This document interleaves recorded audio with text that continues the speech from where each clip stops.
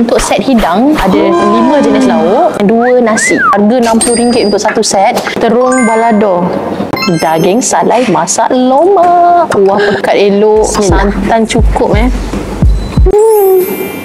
cukup pedas, rasa santan. Ini nak terbang I boleh cakap terung balado dia memang ikan kembung asam pedas. Asam pedas dia, masak lemak dia semua pekat bukan yang cair-cair yang tak lekat dekat nasi. Letak kat nasi pun lari.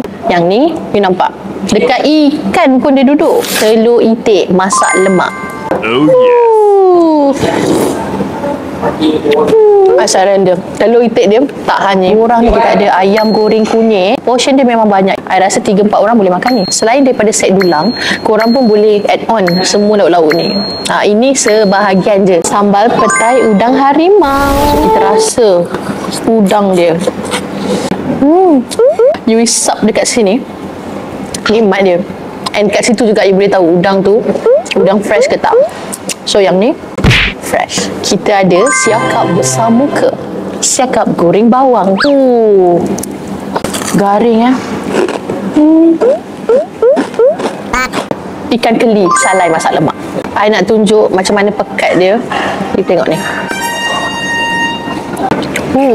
Rasa smoky dia naik pula dengan pedas. Abang nasi satu lagi bang. Ruby Cafe ni dia ada dekat Hotel Signature International, Jalan Pudu Lama.